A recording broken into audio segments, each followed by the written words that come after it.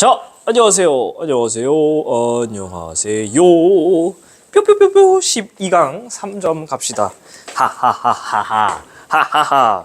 뭔가 새로운 텀블러 보이십니까? 오! 오! 수능 50일. 어제가 50일이었거든요. 50일 남아서 이제 학교에서 딱 이렇게 전교생한테 이렇게 텀블러와 이제 엄청난 간식 상자를 이렇게 같이 줬습니다. 그래서 선생님들도 고생하신다고 이렇게 줬는데, 이 보면 이게 뚜껑이 없죠? 원래 이 위에 이렇게 손잡이가 달린 뚜껑이 있었는데, 우리 예쁜 친구가 예쁜 친구 받자마자 바로 떨어뜨려가지고 그 텀블러에 머리통을 날려버려서 제가 속상하지 않아요. 제 거 주고 머리통 없는 걸 제가 가져왔습니다. 나중에 내가 다 받아낼 테다. 더 비싼 걸로.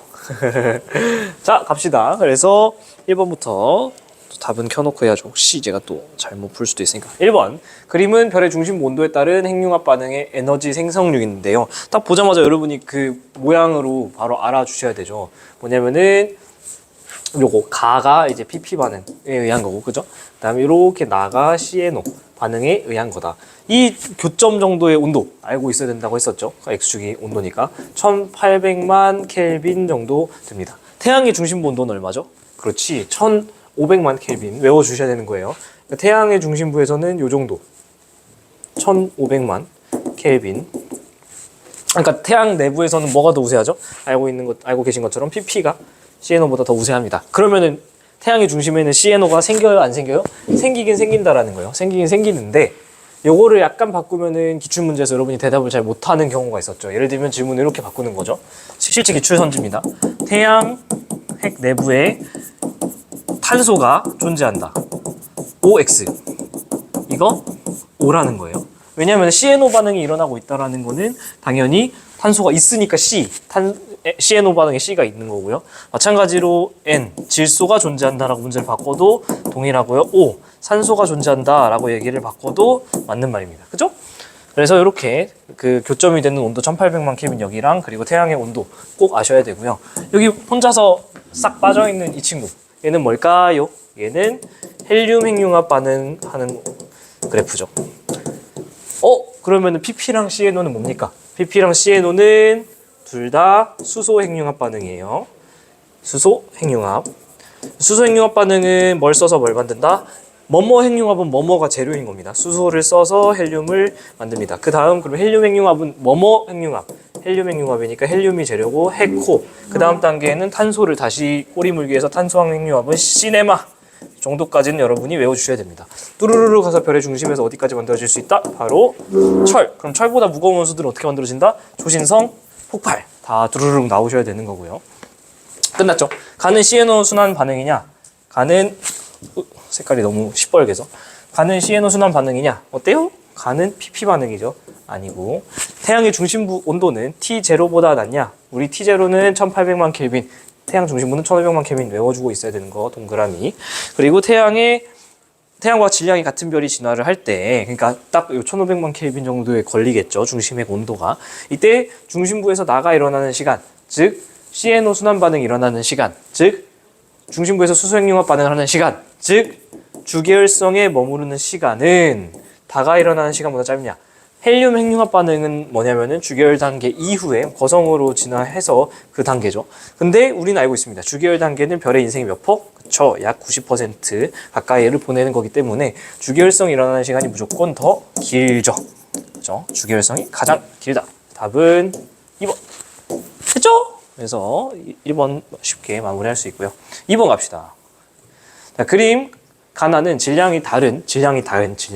하나는 크고 하나는 작다는 거죠. 두 별의 진화 과정에 따른 H활도상의 위치 변화를 시간순으로 나타낸 것이다. 뭐가 질량이 크고 뭐가 질량이 작을까요?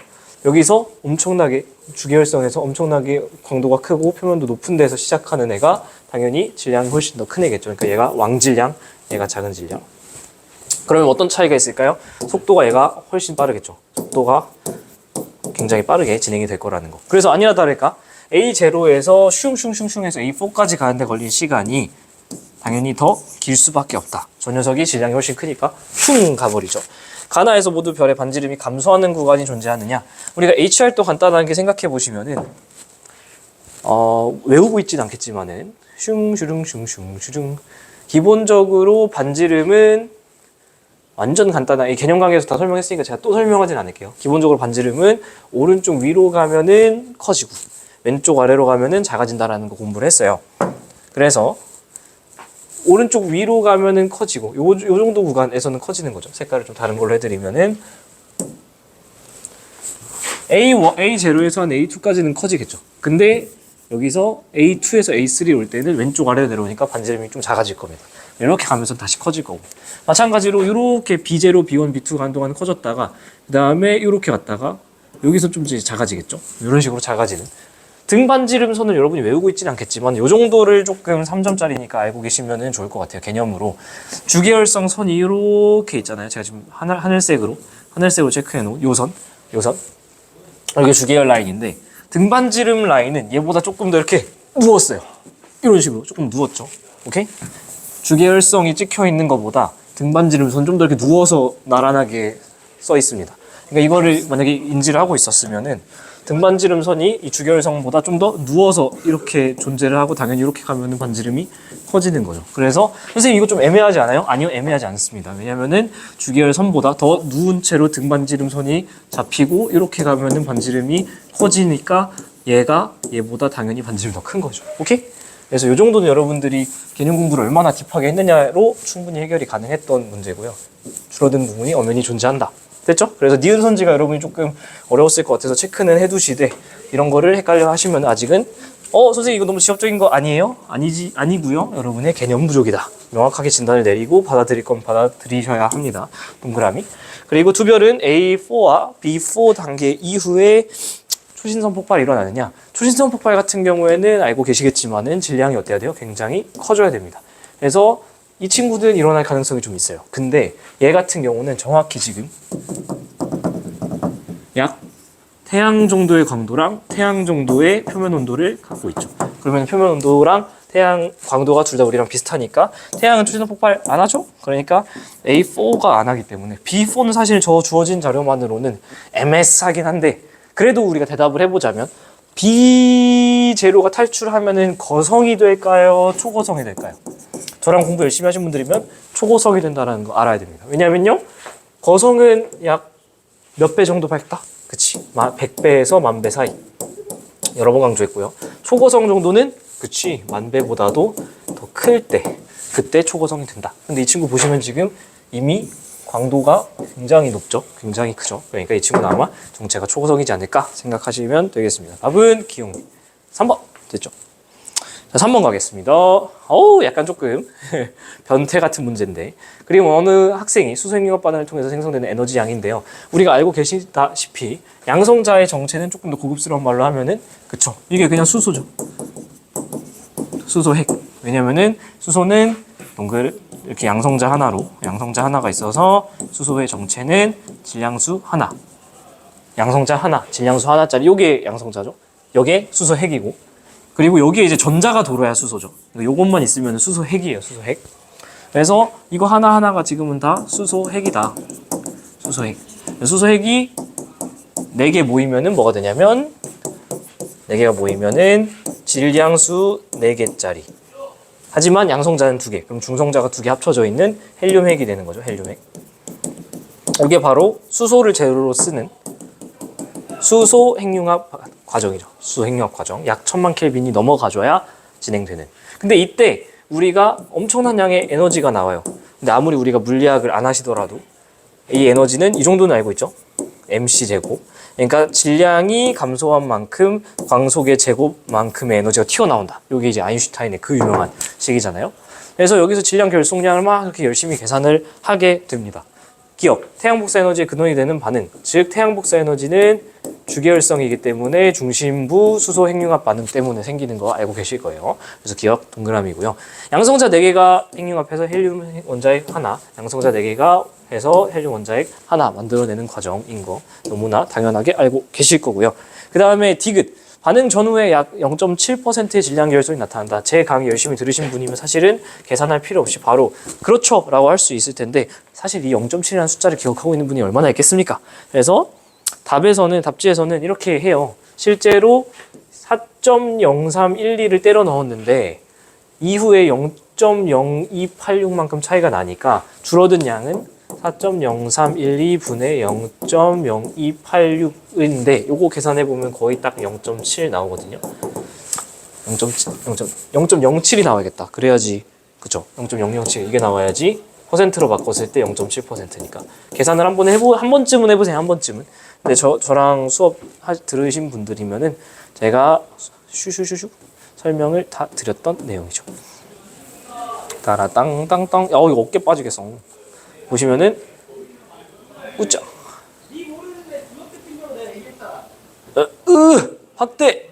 자 여기 보시면은 100%가 약간 줄어들어서 99.3이 된다. 그러니까 줄어드는 거는 0.7% 준다라는 얘기 했었죠. 오케이? 스루 좋습니다. 그래서 이렇게 된 거, 요럴 때 공부하는 거죠. 0.7.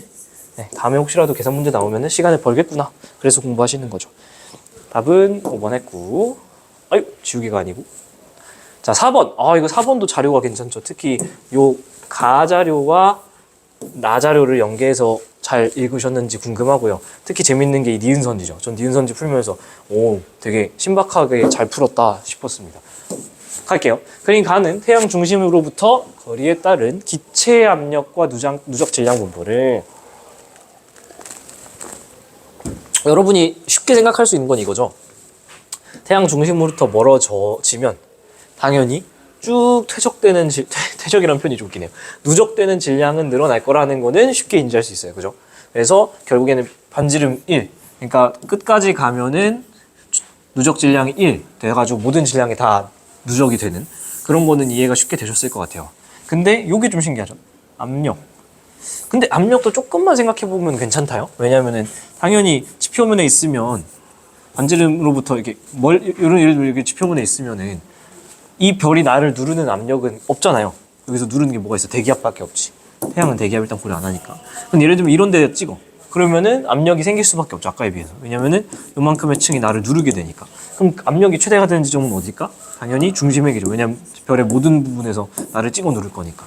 그래서 압력이 감소하는 것도 조금만 생각을 해보면 괜찮아요. 근데 얘를 이제 조금 디테일하게 해석을 해야 돼서 이 문제가 되게 재밌어집니다. 갈게요. 일단은 태양 중심이잖아요. 그러니까 우리는 개념으로 알고 있습니다. 핵, 그치, 복대 구조. 핵, 복사층, 대류층 구조라는 거는 알고 계셔야 되고요. 이번 2024년에 실시된 2025 9월 모의고사에서도 15번이겠네요. 왜냐면 세 번째 페이지 오른쪽 아래 문제니까. 그래서 이 15번 문제에서 좀 우리가 이걸 알아놓으면 확실히 도움이 되거든요. 이 태양의 핵이 차지하는 비율이 0.3이다. 반지름 1이라 가정했을 때.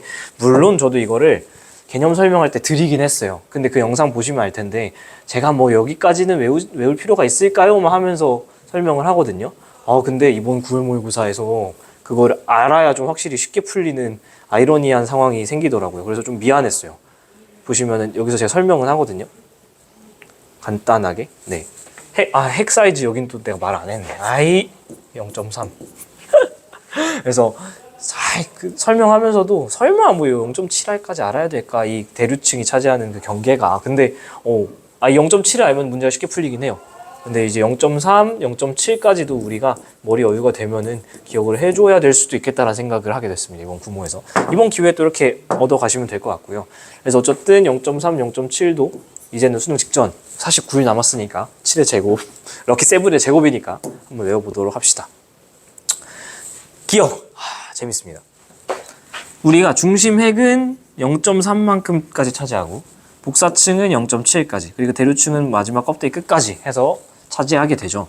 여기서 그럼 잘라줄 수 있는 겁니다. 0.3 여기까지가 이제 대류의 핵에 의해서 질량이 증가를 하겠죠. 그래서 대류핵만 넣었는데 지금 질량이 벌써 여기까지야. 그죠? 벌써 지금 이만큼이 찼죠. 거의 누적 질량에 벌써 0.6을 먹었어. 그죠? 질량 0.6을 먹었어요. 복사층은 0.7까지입니다. 0.7까지 갑니다. 그러면 질량이 또 얼만큼 느냐면 색깔을 살짝 바꿔드릴까요?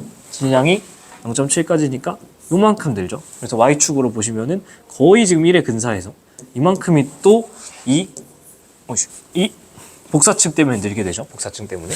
복사층 때문에는 거의 이만큼이 한 0.35 뭐 이 정도 줍시다.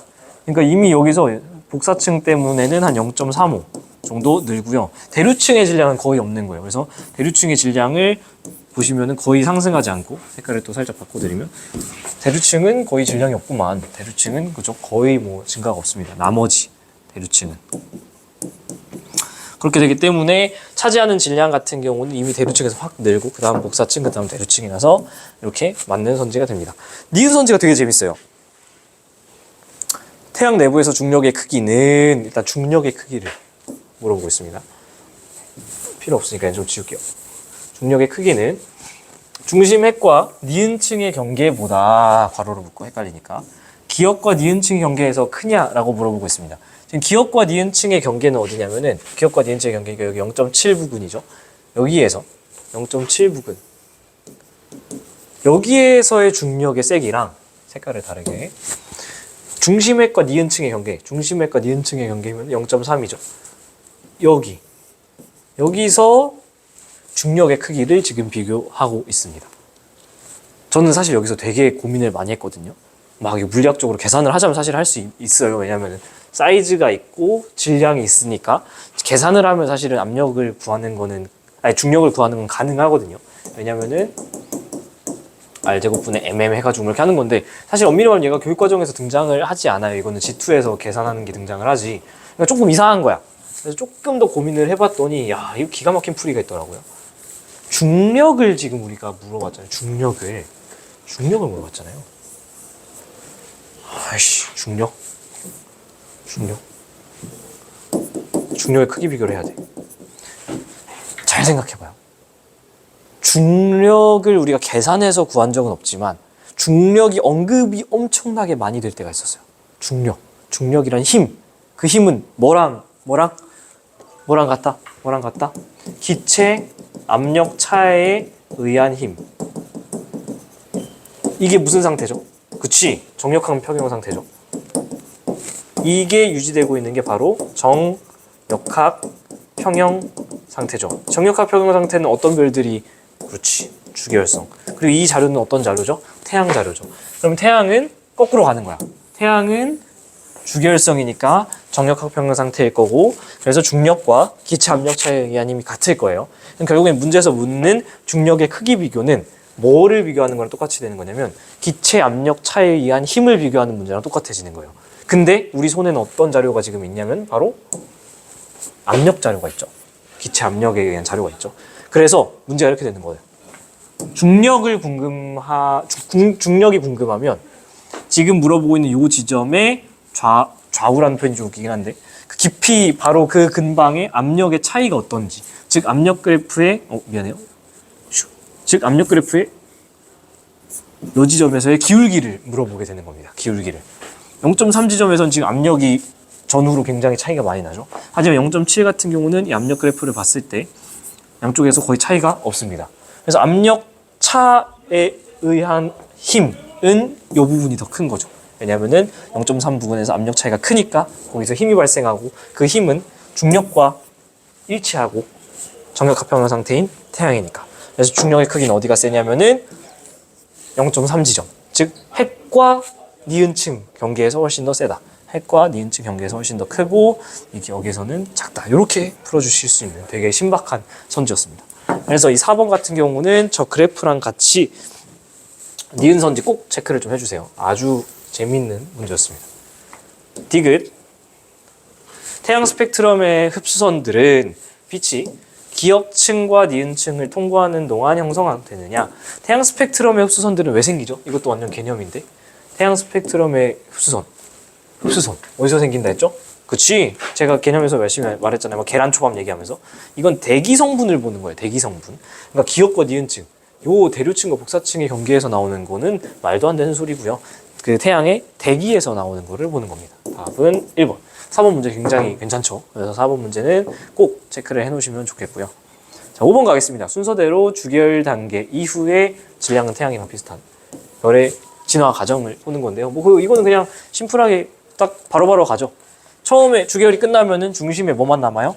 중심에 이제 헬륨만 있고 바깥쪽에는 아직 반응하지 않은 수소가 있죠. 그럼 어떻게 되냐면은 중심액이 수축을 해야겠죠. 중심액이 수축을 하면서 주변에 있는 수소는 껍질이 연소가 됩니다. 1번. 나가 먼저죠. 그 다음에 여기서 막 수축하다 보면 온도가 올라가잖아요.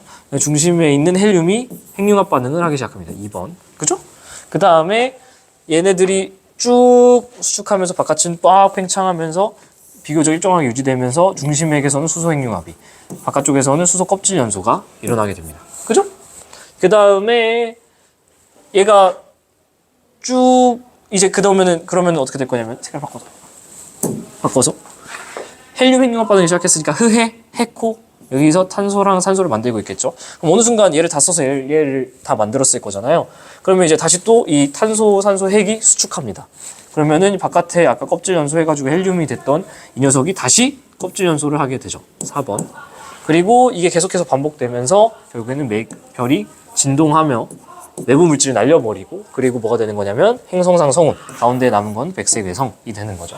그래서 답은 4번이고요. 가끔 요거 질문하시는 분들이 계셨어요.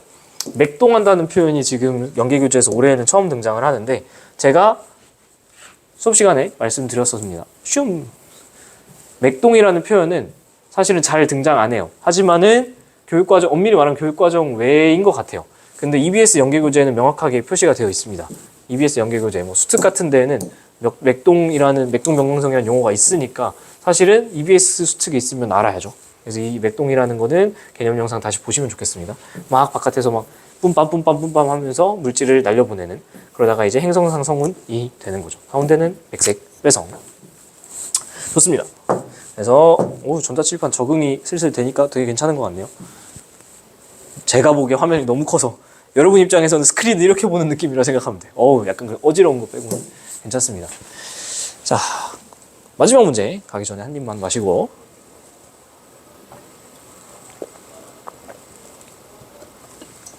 아이고, 그림 가는 주결성의 질량 강도. 우리 알고 있죠? 주결성에서 하나 크면 어떻게 돼요? 다 커지죠. 그래서 보시면 알겠지만 질량이 커졌더니 광도가 커져서 이렇게 우상향하는 그래프 나오는 거 쉽게 알 수 있습니다. 이거 두 별의 진화 경로 일부를 H활동에 나타낸 건데요. 지금 B 같은 경우는 딱 보시면 알겠지만은 표면 온도 6천에 아이고 내 옷깃에 걸렸어. 표면 온도 6천에 광도 B는 아래죠. 1이니까 B는 딱 거의 태양 정도 사이즈. 그러니까 이건 그냥 태양이라고 생각해도 됩니다. B는 태양이라고 생각하셔도 되고요. 선. A 같은 경우는 저랑 연습 많이 하셔서 이제는 보일 텐데, 이 영상만 봤어도 보일 텐데, A의 정체는 뭘까요? 일단 여기는 주결성이었겠지만은 질량이 굉장히 크니까 탈출했을 때 이 녀석은 거성이에요, 초거성이에요? 이제 대답할 수 있어야지. 그렇지, 초거성입니다. 왜요? 거성은 몇 배? 100배에서 10,000배 사이. 하지만은 초거성 같은 경우는 10,000배 이상. 오케이? 그래서 이 친구는 초거성이다. 됐습니다. 초거성. 가자. 별의 반지름은 A가 B의 6배보다 크냐라고 물어보고 있습니다. 그러면은 우리는 언제나 쓰는 그 식 써야죠. R제곱 T 4제곱. 근데 지금 태양 정도의 광도에 있는 B에 비해서 A는 질량이 몇 배 크죠? 그죠? 10,000배 크죠? 10,000배. 근데 표면 온도는 지금 몇 배 밝습니까? 그렇죠. 4배 밝죠? 그러면은 4의 4제곱하고 양변 맞춰주려면은 여기 분모에 뭐가 이런 결과값이 나와줘야 약분되고 좌우변이 똑같아지잖아요. 그러면 어떻게 하면 되냐? 얘가 지금 제곱으로 묶여야 되니까 4의 제곱분에 10의 제곱을 안에 넣어주고 제곱해주면 되겠죠. 그지? 그러면은 4의 제곱에 제곱돼서 튀어나오니까 분모 날아가고 10의 제곱에 제곱 튀어나오니까 10의 4제곱돼서 좌우변이 맞죠? 오케이. 그러면은 반지름은 어떻게 되는 거냐면 요만큼 차이가 나는 거죠. 16분의 100. 이 차이가 나는 건데, 이거 보시면은 16 곱하기 6 하면 96이죠? 그러니까 최소한 6보다는 크다. 그래서 6배보다 크다. 정답. A 프라임 과정, B 프라임 과정에서 모두 수소 껍질 연소가 일어나느냐? A에서 A 프라임, 한마디로 주결성에서 거성 단계, B에서 B 프라임, 주결성에서 거성 단계 갈 때는 당연히 중심에 수소 헬륨 핵이 수축하면서 수소 껍질 연소가 일어나죠. 얘는 개념이고요. 그 다음에 광도 계급의 숫자 변화량, 이런 선지가 나오는데 어렵진 않고요. 네. 그냥 되게 재밌는 이런 것도 물어보긴 하는구나 싶었습니다. 그래서 AA 프라임이 B 프라임보다 작느냐? A랑 B는 둘 다 주계열 단계에 있기 때문에 그렇죠. 그러니까 둘 다 스타트는 5에서 시작합니다. 광도계급 5에서. 근데 A 프라임은 아까 말씀드린 것처럼 초고성이기 때문에 원형으로 가겠죠. 원 A나 원 B 뭐 뭘지 모르겠지만은 어쨌든 밝은 초고성일지 어두운 초고성일지 모르겠지만 원으로 가죠. 근데 이에 비해서 B 같은 경우는 밝기가 지금 한 100배 정도에 걸리기 때문에 거성으로 가는 겁니다. 우리 알고 있죠. 뭐 태양 같은 경우 적색 거성으로 가니까 BB 프라임은 3번으로 갑니다. 그러면은 광도계급 숫자 변화량 뭐가 더 크냐면 AA 프라임이 더 크겠죠. 답은 기억 니은인 4번 됐죠. 그래서 여기까지 고생하셨습니다. 바이바이. 유후. 아이고 좋다. 뿌듯하네요.